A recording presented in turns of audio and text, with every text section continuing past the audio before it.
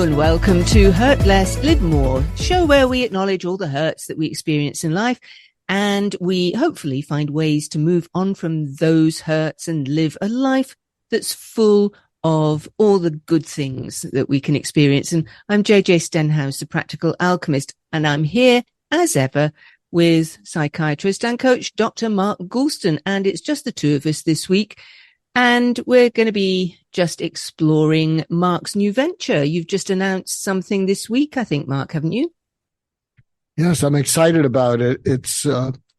I am the co-founder of the Deeper Coaching Institute and co-creator of Deeper Coaching Certification.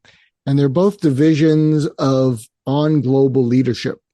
So my partners are people who have had senior positions in companies. One of my partners has been a coach to Google for a decade. And my other partner had a leadership position. He was the dean of a business school, the youngest dean of a business school in America. And then he went on to become the head of leadership training for Apple in China. And he coached Tim Cook. But I'm able to share something about his background and why we've formed such a great partnership. He was fired from being the dean of this business school, and he resigned from Apple when he told Tim Cook, "You can't give all the information from our iPhones to the Chinese government. That goes against what we stand for." And Tim Cook basically said, if you want to do business in China, that's what you have to do. And Doug Guthrie, discovered and realized that he was bipolar 2. And bipolar 2 is different from bipolar 1. Bipolar 1, when you're manic, you're psychotic. You're not particularly productive. You're psychotic, and then you get depressed. When you're bipolar 2, it's different because when you're manic, you're incredibly productive. You're brilliant, which is what Doug was. He was thought to be the China scholar of his generation. He wrote one of the best books ever when he was at the University of Chicago. But he suffered from arrogance and one of the things that got him fired at the George Washington Business School was he was very critical of the president of the university. And then when he resigned from Apple, he was arrogant. He was telling Tim Cook what to do. And there was a fellow from the New York Times sort of got wind of this, and they wrote a big story on him being a whistleblower for Apple. But he also realized, that he had this bipolar 2 illness.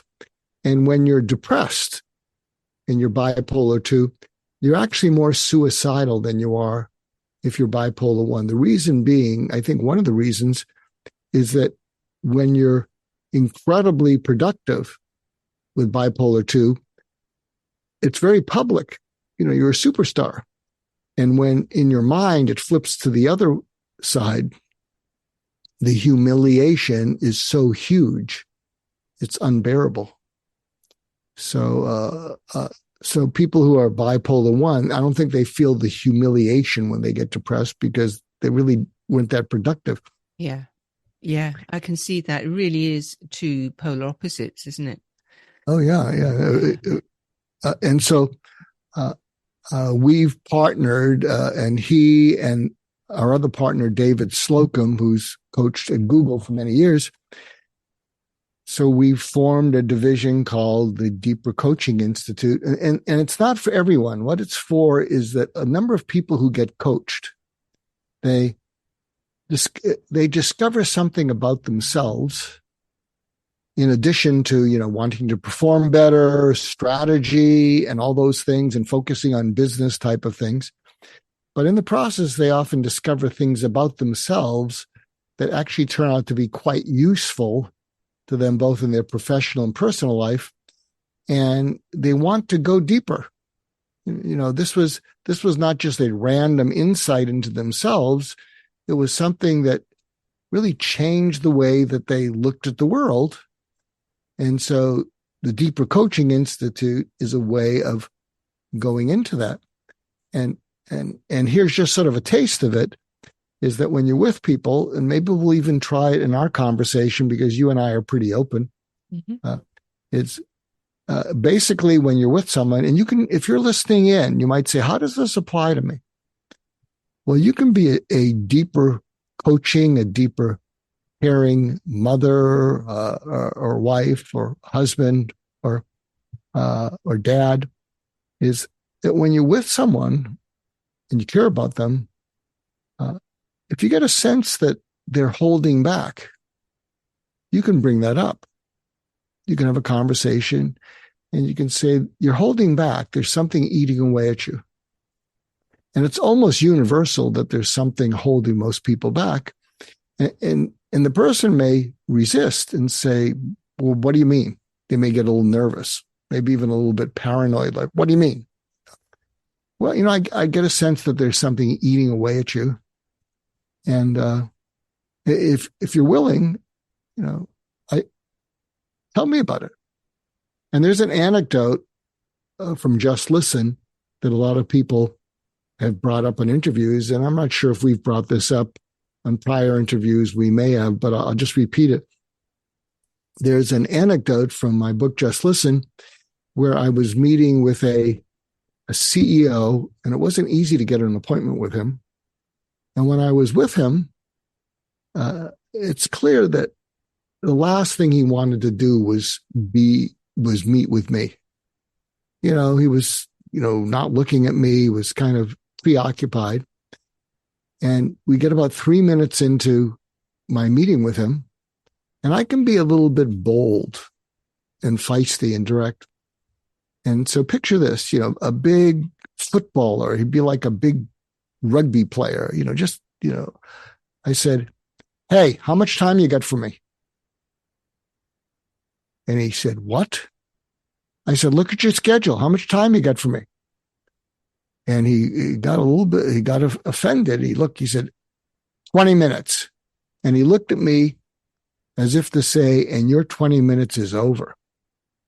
So I'm pretty good on my feet. And I said, well, here's the deal. We're into about the third or fourth minute. I think what we were going to talk about is worth your undivided attention, but you can't give me your undivided attention because there's something on your mind which is much more important than what we're going to talk about. So here's the deal. Let's stop here. And we can reschedule, or you can tell your assistant, never let him back in the office again. You can do whatever you want, but take the remaining 15 minutes and take care of whatever's on your mind. Because it's not fair. It's not fair to people, not fair to me. It's not fair to yourself. Make that call. And he looked at me and then he said, there is something on my mind that you don't know what it is. And the people 20 yards from here don't know what it is because I'm really private. And then he said, my wife's having a biopsy and it doesn't look good. And I said, go be with her. You're not here. Go be with her. Take care of it. This is silly to be here with people like me. And then he kind of shook his shoulders like a big Saint Bernard coming in from the rain. He went, and he said, I'm not as strong as my wife, but I'm strong. And you've got my undivided attention, and you've got your full 20 minutes. Yeah. And it turned out okay. But do you follow me? There's a way in which if you're there to be of service, if you're there to be helpful, as opposed to having to sell them something, it may backfire. But I think when you're focused like that and you're expressing caring in a direct way, I think people may open up to you and tell you what's holding them back.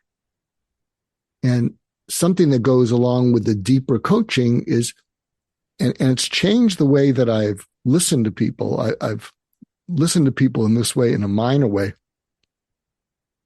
But when I'm with anyone now, and my wife has always said, Mark, you can't play psychiatrist always in the world. I mean, not everyone wants to be a patient, Mark. They're just trying to do business as usual.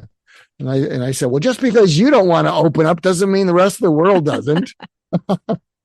And but when I'm with people now, and I get a sense that something's going on, I'll share this with them. I'll say, I've learned something recently, that whenever we had traumas in our life as children or growing up, we focused on surviving it. We just focused on getting through it and past it, but we always leave a part of ourselves behind because we're so focused on just surviving it. And if we get in the habit of leaving a part of ourselves behind, because we don't have the luxury of feeling our feelings because we're busy surviving, it can become a habit in which trauma after trauma after trauma, there is a cumulative effect of leaving parts of ourselves behind. And often the parts, if you're going through a trauma, are a combination of horror, terror, panicky feelings, which is why you just want to get through it and past it. But over time, and tell me if this makes sense to you, practical alchemist that you are, does it make sense that as these parts of ourselves accumulate, that over time it can start to take away our vitality? Yeah. It can take away our trust and confidence in ourselves. Because if we're in a situation, even if it's going okay, down deep there's the worry, well, what if it turns into one of those other situations? What if it turns into another one of those things where, geez, they're hesitating. Does that mean I'm going to get fired? Geez, they're hesitating. Does that mean we're going to get into an argument?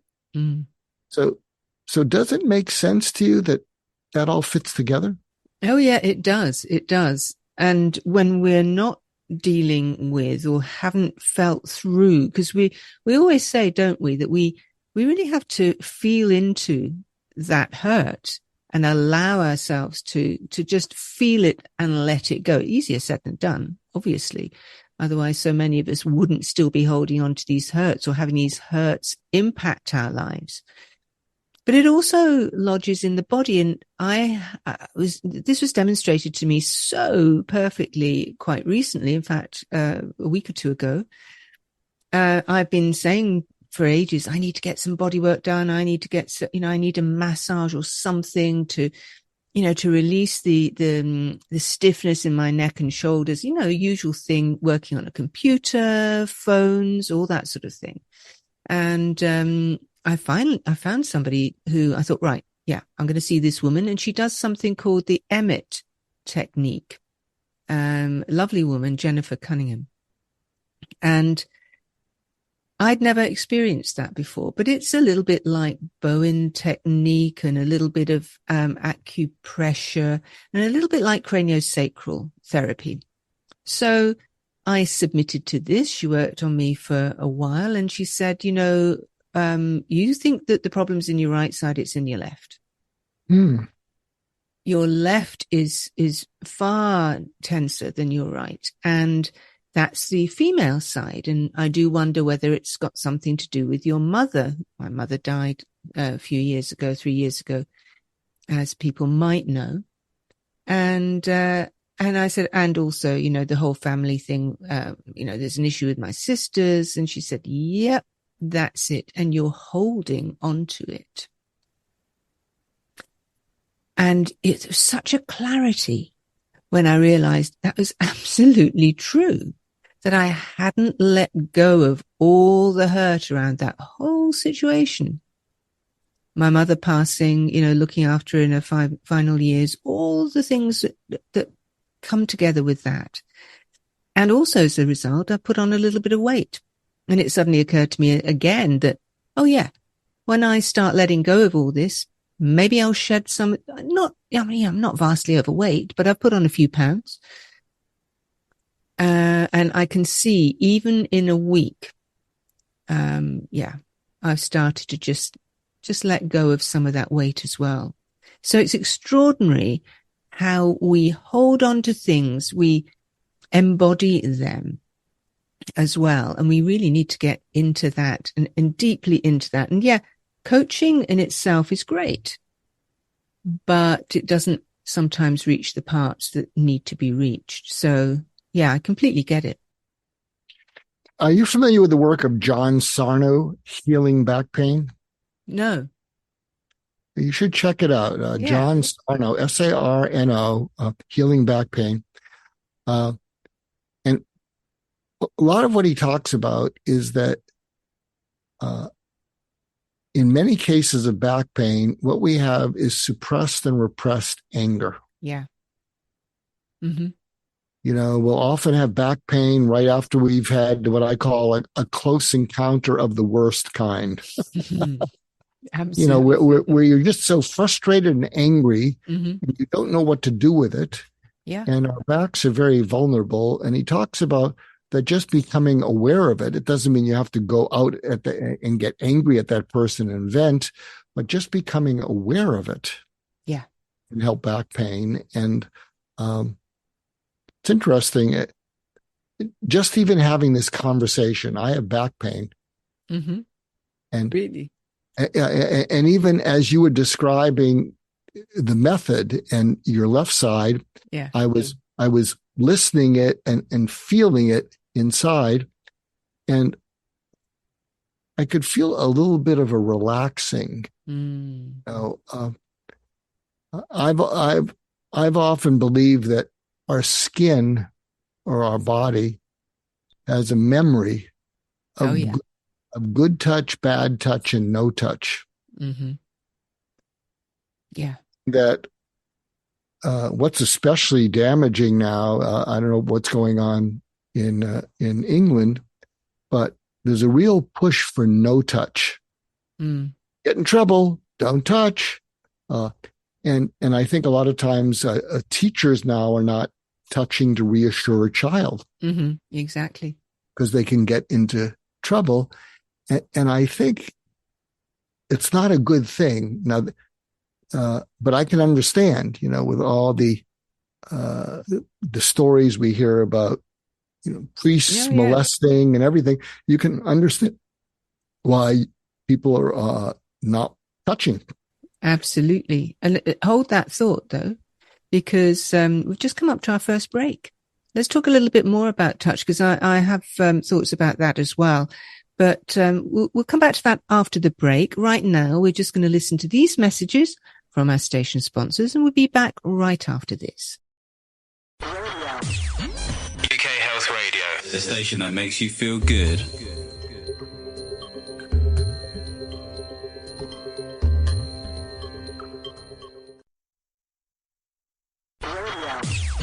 UK Health Radio, the station that makes you feel good.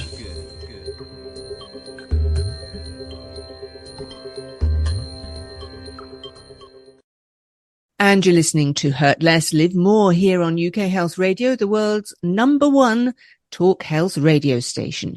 With me, JJ, the Practical Alchemist, and Dr. Mark Goulston. And just before the break, we were talking about, the lack of touch being an issue. And, you know, that was one of the things during the pandemic, during the COVID-19 pandemic, where people were told not to touch one another for fear of passing on the dreaded COVID.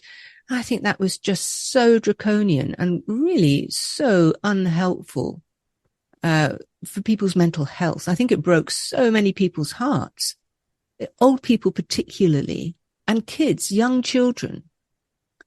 What do you think about that? I think it was really one of the most dreadful, dreadful things to happen to almost the entire globe. I think you're absolutely right. And I don't know that it's really been resumed, the touch, or it may be that people were sort of traumatized by it. I mean, people go to big concerts. They're seated next to each other. You can put your arm around another person, but I think there's still a lingering trauma. Maybe that hasn't been processed either, that we were just tried to survive it. We went along with the laws, but it traumatized us in some way. I'm also thinking why dogs and cats are so comforting. If you have a cat and it's on your lap and it starts to purr, you can feel the vibrations. We've had dogs for over 45 years, and boy, they're so loving. Yeah. I mean, when they see you, they look into your eyes, and we have a miniature dachshund, and she, when I get home, my wife says, it's really amazing how our dogs seem to be drawn to the people who are the most indifferent to them. They obviously think they're well needed, and they need to open this person up. Yeah, it's the same with cats, isn't it? A lot of cats will make a beeline for the person who says, "Oh, I don't really like cats." Yeah. So, but we were talking a little bit about good touch, bad touch, and no touch. And can you weigh in more about that? Now, maybe we were talking about it in terms of it's not just the skin, it's the whole body, and why that's so comforting to make sort of loving contact with another person. It must go back to birth, mustn't it? It must go back to when we were born, and we take comfort in the touch of our mothers and our fathers, but particularly our mothers. Especially if we're breastfed, for instance, we're being held by our mothers. We're being reassured by our mothers as we're being breastfed or fed with the bottle.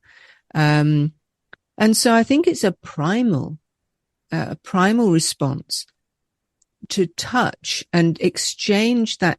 Maybe on an energetic level, it's exchanging that energetic field as well, bathing somebody in your warmth, literally.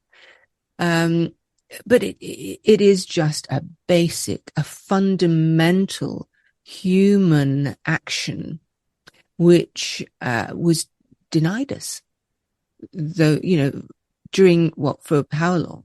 Months, a year, 2 years. That's an awful long time to spend without being denied that touch, even just holding somebody's hand. Just that comforting touch. But it must come back to when we're first born and that first touch with our mothers, don't you think? Yeah, absolutely. One of the things I discuss in my book, Just Listen, that it's another thing that people seem to be curious about, is there's a concept I talk about called the mirror neuron gap. Mirror neuron gap.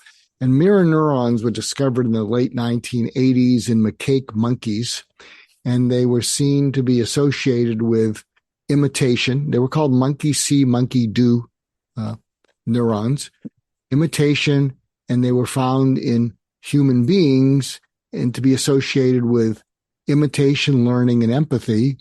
And people who are on the spectrum with Asperger's or autism are seen to have some dysfunction, so they're not able to mirror people. But when we spoke about the mirror neuron gap in the book, what we talked about is that when we're caring about the world, when we're caring about others, even if we're not scorekeepers, we still want some caring in return. Yeah. And there are various things that widen the mirror neuron gap: sarcasm, criticism, people laughing at us, ridiculing us, people being cold. And there are things, though, that can close the mirror neuron gap, such as compassion, empathy, caring. And when I've given talks on this, I've said the tearjerker movies of our times play on this, because what you'll have is characters who through the whole movie are missing each other, or they're not connected with each other. Even in the movie that inspired us to come up with Hurt Less, Live More, the Banshees of Inisherim, it's a whole movie of a mirror neuron gap. Two best friends have this breakup in their relationship, and one person doesn't want to talk about it and tells the other person, leave me alone. And if you don't leave me alone, I'll take desperate measures. And the other person can't stand being rejected. And that's through the whole movie. And they take, well, I guess it's an old enough movie I can share a little bit of the ending, but they go through all these desperate measures to hurt the other person, to inflict pain on the other person. And at the end, I think they're by a seaside and they're sitting next to each other. They don't say much, but you get a sense that they've reconnected in the whole sadness and tragedy of, look what we have done just to inflict harm on each other because we were both feeling hurt. And so I think movies that cause us to tear up do that. I recently watched a movie called A Man Called Otto with Tom Hanks. And it's a remake of another movie, A Man Called, I think it's a Scandinavian movie. And to me, it's one of the most tender movies I've seen in a long time, because it starts out that he's a very crusty, angry person. His wife has died, and you don't really get into knowing what happened, but he's taking it out on the world. Yeah. And then a neighbor moves in who's just this incredibly positive Spanish woman who just won't let him be nasty. I mean, she's just throwing her loving family and her at him. And you watch how it gradually starts to sink in, and it changes him. Yeah. And so I think one of the reasons we often like these tearjerker movies is we vicariously live through the characters. We think of the people that we're estranged from, the people that we're alienated from. And now sometimes we want to stay estranged because, they're really negative, they're toxic. But in many cases, you can feel this has been such a waste. Yeah. Just being distant, when all it would have taken was one person to say, I'm not even sure why we don't have anything to do with each other, but for what it's worth, I'm sorry. Yeah. It does seem like a bit of a waste sometimes. And you're right. Sometimes we do just want to steer clear of people because they are a bit toxic. But also, getting back to the touch, of course, touching releases feel-good chemicals, right? So if we're talking about how can we feel better, how can we enhance our mood, a hug, or just, as I said, holding somebody's hand can release a whole bunch of these chemicals, these feel-good chemicals in us. It's an instant lift. So it's hugely important. We are not meant to be living in isolation without ever touching another human being. That's absolutely not on. We are meant to be giving each other hugs, kiss. If you live in a society where a kiss on the cheek is the done thing when you meet, it's all good. That's all good. It enhances, and it enhances the social aspect of your group, if you like, of your community. It bonds you together. So I think in every way, and of course there is other touch which is aggressive and not welcome. And we know when we've experienced that, and that does linger. You're right, that does linger. But appropriate, loving, or just friendly touch is so good for us. I remember an incident where there was a couple, they were about 90 years of age, and the husband had to be put on a morphine drip, so it's the end of the life. And he's pretty unconscious. And I remember the wife touched the back of his hand with the back of her hand as they're putting the morphine in. And she said, just breathe through your nose and the pain will go away. And it was remarkable, but as soon as the back of her hand touched the back of his hand, his whole body relaxed before the morphine had a chance to work. Yeah. Pretty powerful stuff. Yes, it is powerful. It just goes to show. And that's with somebody who you love, and that's even more powerful. Yeah, that's beautiful. We don't thrive unless we do have that physical touch in our lives, appropriate physical touch in our lives. Well, before the pandemic, and maybe we'll talk about this if we're going into a break. Soon, yeah. But before the pandemic, I started a movement, and the movement was called #WMYST. #WMYST.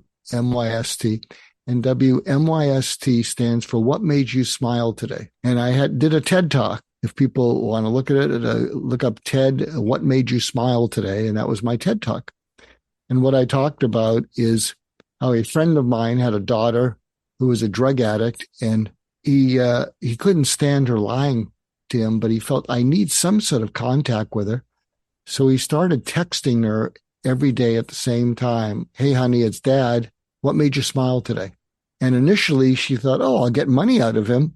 And she tried to manipulate him. And he said, no. That boat has sailed. No money. And, but he just kept doing it. Hey, honey, it's Dad. What made you smile today? And after a few months, she texts back, what made me smile today was knowing that you would text me.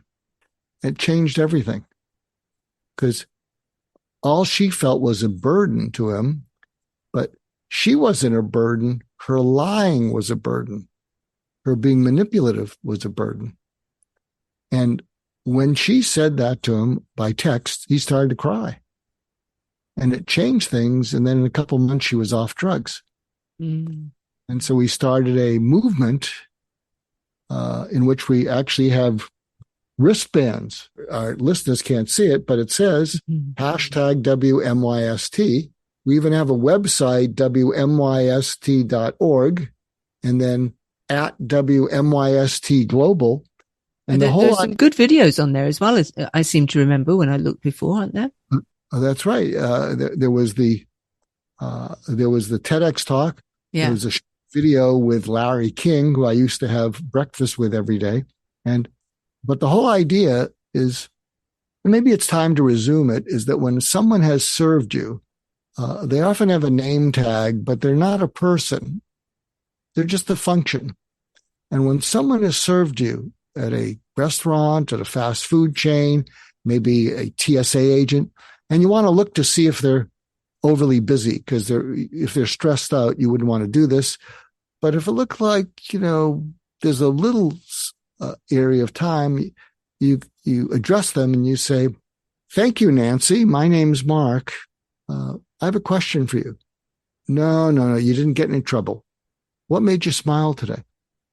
And you say it with the desire to get the answer. And frequently what will happen is the person will pause because you just made them a person. Their name was attached to their being a person, which is not how they're often treated. And frequently what will happen is they'll pause, they'll look up to remember what made them smile today. And when they look at you, when they come back and look at you, it's a different conversation. You can sometimes see a little sparkle in their eyes when they say, my cat, my dog, it's a beautiful day. Well, we'll come back to that in a moment. I'll find out what made you smile today.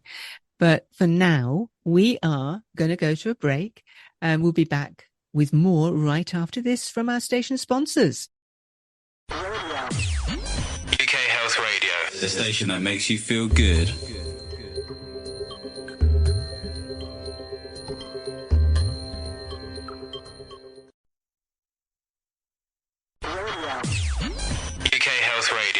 station that makes you feel good.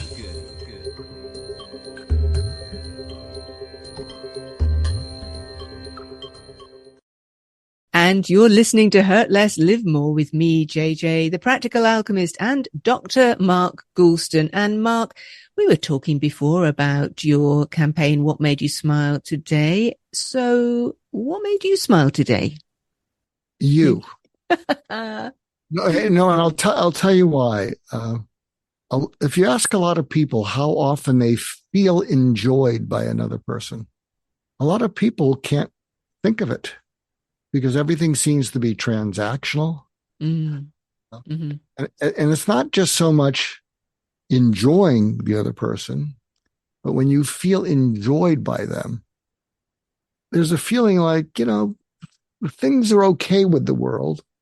And I think one of the reasons we started this, now you might say, well, Mark, I had a whole other, modus operandi, but JJ and I were on each other's podcasts, and I picked up that we enjoyed each other. Yeah. And I said, maybe we should do a show because I think people are hungry to listen in and see people enjoying each other. I think a lot of that goes back to a lot of people didn't see their parents enjoy each other. And instead what they saw was, geez, they're bickering, they're not nice to each other. If they're so unhappy, why don't they get divorced? And that can create a lot of problems. I remember when I was in practice, I would sometimes ask teenagers, and maybe teenagers are more sort of just into immediate gratification with all the internet and all that. But before that, I would say, if you had a choice of your parents caring about you, giving you what you want, or they're liking each other, and you couldn't have both. And the majority of these teenagers would pause and they would say, well, although I'd like getting something, I would choose they're liking each other, because when I get home and they're bickering and one is needling the other person and the other person feels like they don't do anything right, there I am, and I'm not going to take sides. And it's just awful. And something I've said to parents is and tell me if you agree with this. I say children will often develop some of their mannerisms, the way their voice, by imitating one or the other of their parents. But they'll get a sense of well-being from how their parents treat each other. That when you see your parents being loving or kind to each other, my parents weren't the most demonstrative of that. And I can remember I was going to college in California, and I grew up in the East Coast, Massachusetts. And there was one visit where they came, and we went to Disneyland. They'd never been to Disneyland. And because it was so overwhelming to them, they held hands as they were walking. Oh, I was right. I mean, I was behind them, and I just couldn't stop crying. I was just staring at it. Like, wow. Because I didn't know that existed inside them, because they would often be on each other's case. So, but what was the awe about there? And let me ask you, what made you smile today? I thought you were going to let me off that one for a small minute. What made me smile today? Well, you see, now I can't say you because you said me, but yeah. Sure you can. I have ADD and Alzheimer's. I don't even remember what I said. Oh, you do make me smile, though. You do make me smile. But I tell you what made me smile earlier today was I was reading a piece in one of the Scottish newspapers about Scots words in the Scottish language. And the word for ears is lugs. If you have big ears, you've got big lugs. And the the picture that they used to illustrate this was was of a dog with the most ridiculously funny face and huge ears, and it was a real dog. It wasn't a cartoon or anything like that. And I just burst out laughing and smile. Just made me smile. Animals make you smile, right? Everybody knows about the internet and cats, don't they? Because cats make you smile. Cats do the most ridiculous things and they make you smile. So yeah, I was pretty standard there, laughing at an image of a dog on the internet. Now, I was just thinking that, I believe I do things in moderation, but every now and then I'll just flip through, I guess, TikTok or Instagram, but TikTok, and you can just flip through all these various things, and the range of emotions is really quite remarkable, although it tends to go towards excitement, extreme sports, yes, being dramatic and all that. And I'll confess, when you'll see people doing crazy things, it is entertaining. I'm trying to think I'm not sure that I actually remember too much on TikTok so I'll be amazed and I'll laugh at the funny things, the things that cats do and other animals. Mm-hmm. But I'm not sure it necessarily makes me smile. Well, cats particularly, you see, I'm a cat person. You're a dog person, aren't you? And I always had cats. I don't have cats anymore. And sometimes I'll think, I'd love to have a couple of cats to keep me company these days. And then I remind myself that I don't really live in a place where it would be very good to keep cats, because I don't like indoor cats. I don't think it's right to keep cats indoors. And I live not too far from the main road through the village. So I have to just, let that idea fall away.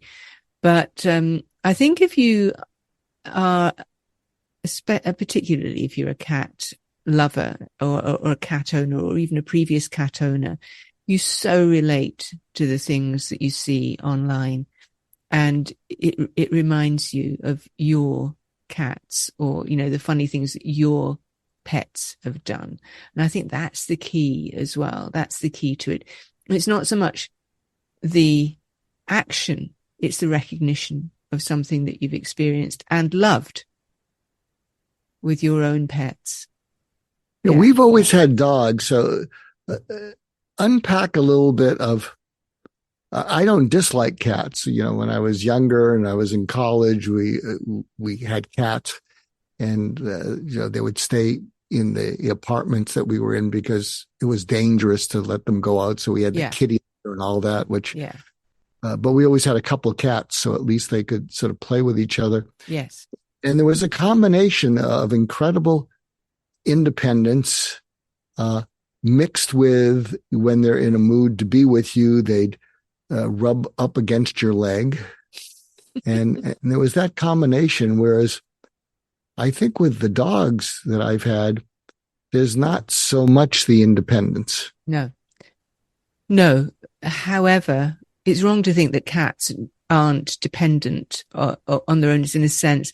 People say, cats are so independent. They don't really, all they want is to be fed. They don't really respond to people in the same way as dogs do. Actually, quite the opposite. Cats are highly intelligent. They are totally trainable. They do respond to people. I think it's just that people don't respond to them in the same way. And people are very used to dogs and training dogs. And they're not used to training a cat.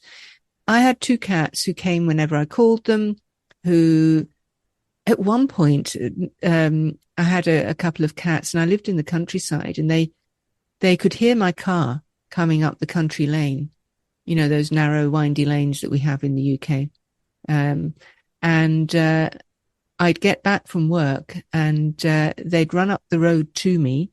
I'd open the car door, and they'd jump in the car and drive home with me the rest of the way. So, that's a kind of a dog behavior, right? And they are the most wonderful animals. Dogs are too. But a cat sitting on your lap and purring, as coming back to the beginning of this, a cat sitting on your lap and purring is the most calming, lovely, mood enhancing thing. It's just beautiful, and it reduces stress hugely. In fact, one of my cats at one point, he was half ragdoll and half Siamese. His mother was one of those cats who used to be taken into old people's homes, so that they could pet her and just experience that touch of a lovely, furry, loving animal and hear the purring. So yeah, a therapy cat. Look, we've been talking about cats and dogs, and we're coming towards the end of the show. I think, we need to get back to giving people a hug and having a smile and saying to people what made you smile today. Because recognizing what made you smile today is a great way of going, oh yeah, I'm okay, actually. I feel great. Yeah, I'm good. Don't you think? Should we start it again? Should we start the movement again? I'd be game to do it. If you're listening to this, you can go to hashtag WMYST on Instagram. We have an Instagram page. There's a little video there of we never got it started, but there's a little video of Larry King, and the video is we were at breakfast and he holds up an iced tea. He loved iced tea with tons of sugar, and he said, "Nothing like an iced tea. You want to know what makes you smile?" I mean, so I wonder if we're ready. I mean, we certainly need it. It just it seems like. Do you think the world has become more cynical, cold, and distant? After the pandemic. I do. I do think that. Yeah. And it's sad because I think underneath it all, there is really a hunger to connect, but there's a real hesitation to take the first move. There's the worry, they'll look at me like I'm foolish, like what's that about? Or is it appropriate? Is it appropriate? Yes, I think that a lot of people are too scared to reach out and touch, even if it's just a hand, for fear that they'll be judged negatively. Mm-hmm. Yeah, and that's a great shame. So we can't really say in that case, go out and give somebody a hug today, unless, or maybe we can, but make sure that they're receptive and willing to go down that road before you give them a hug. Well, something that I shared in previous episodes is sometimes when I would see depressed patients when I was in my practice, and I push down and say, what's really going on? Some of them would say, I don't deserve to be happy because I'm totally self-absorbed. Way down deep, I don't care about anyone, and I feel ashamed of it, but that's who I am. And I would give them a box of healthy snacks. And in Los Angeles, you can't go anywhere in a day and walk without passing a homeless person. And I said, I want you to carry these in your jacket pocket. And when you see a homeless person, take it out with an outstretched hand. You don't want to scare a homeless person. You go up to them. Your hand is outstretched with the healthy snack. And then you mention your name. Hi, my name is Mark. What's your name? They do have names. And then you give them the healthy snack.